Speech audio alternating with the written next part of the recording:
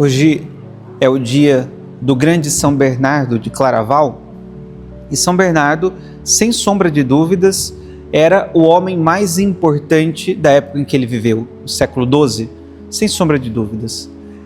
Era aquele homem que todos procuravam para se aconselhar, reis, juízes, pessoas que tinham alguma posse, nobres, enfim, até mesmo os mais simples camponeses, todos procuravam na sabedoria de São Bernardo algum conselho, alguma luz, alguma indicação de como progredir no amor de Deus, como deveriam caminhar nesta vida, como deveriam agir, assim por diante. Da mesma forma como vocês fazem quando procuram um sacerdote para aconselhar. Só que era a Europa inteira, não era uma paróquia, eram vários países, não só, bem que essa concepção de país é uma coisa mais moderna, mas a Europa inteira. Todas as pessoas iam lá para encontrar naquele homem de saúde não muito boa, aspecto um pouco até frágil, conselhos e luzes de como proceder. E o grande São Bernardo, é verdade, encaminhou muitas almas para o céu.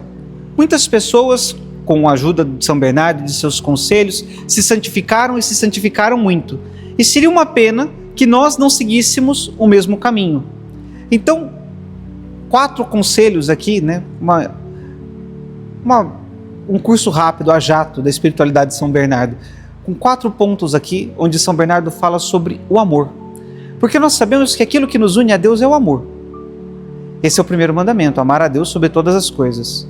Precisamos aprender a amar a Deus, pois pode ser que achamos que amamos muito a Deus e que o amamos bem, quando na verdade estamos muito longe do verdadeiro amor a Deus. E São Bernardo, ele escreveu um livro pequenininho que chama De Diligendo Deo, do itinerário da mente a Deus. É um livro fino, onde ele descreve o amor em 4 passos. O primeiro deles é amar a si mesmo por si mesmo. É o que encontra na maioria das criaturas, na maioria dos homens. Os homens se amam por causa de si, são egoístas, olham para si e dizem: eu mereço, eu tenho que ter, eu preciso disso, por causa de mim, porque eu sou grande, porque eu sou maravilhoso, porque eu sou esplêndido, porque eu sou espetacular, então nada deve ser privado. Eu devo ter acesso a tudo aquilo que eu quero, a tudo aquilo que eu desejo, a tudo aquilo que está no meu coração, que eu devo ter. E aí as pessoas se enfiam nos maiores pecados, começam a cometer as maiores atrocidades, porque é um grau muito egoísta de concepção de amor. A pessoa que se ama por causa de si é um egoísta, ou seja, ela só consegue olhar para si. Aí aquele que progride um pouquinho mais, que vai ao segundo grau, é a pessoa que ama a Deus por causa de si mesmo. Ela passa a amar a Deus, mas por causa de si, não por causa de Deus. Ama a Deus de modo interesseiro, utilitário. Esse, infelizmente, é o grau onde está a maioria dos cristãos. As pessoas buscam a Deus, não por Deus, mas pelo que Deus pode dar a elas. E a verdade que está por detrás disso que eu estou dizendo para vocês é o simples fato das revoltas que acontecem quando as pessoas não são atendidas conforme elas queriam. E isso é o que mais se tem dentro da igreja. Agora eu estou falando dos cristãos. Porque aconteceu a minha vida, aconteceu desse jeito. Porque eu pedi e foi assim, não foi do jeito que eu queria. Mas você ama Deus por causa de Deus? Ou ama Deus por causa daquilo que Ele pode lhe dar? Por conta daquilo que Ele pode lhe oferecer?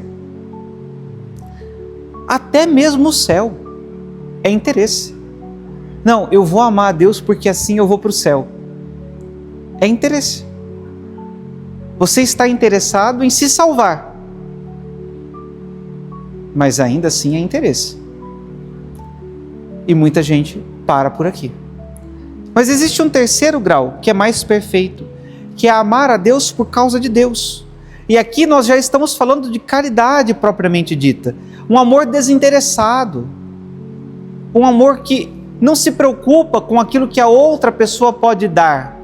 Se Deus vai me dar o céu, se Deus vai me dar o inferno, não interessa, eu amarei. Eu amo.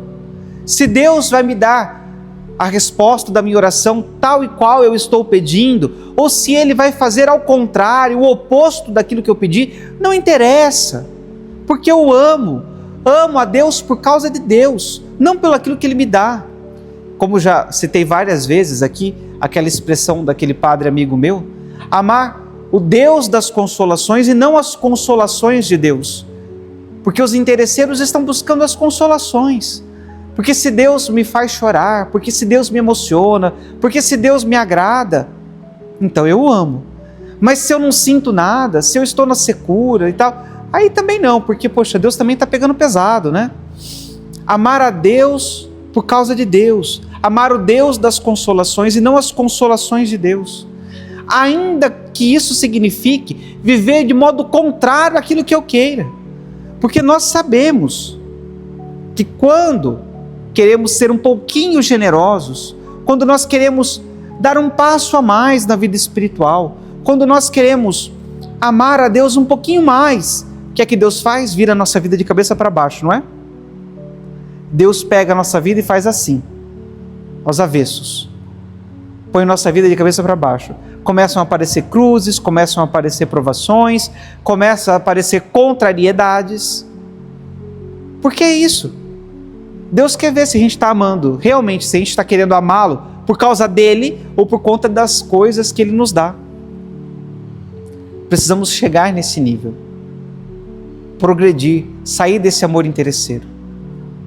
Se Deus nos dá cruzes, nós o amamos. Se Deus nos dá bênçãos e coisas maravilhosas, nós o amamos da mesma forma. Não pelo aquilo que ele nos dá, mas por aquilo que ele é.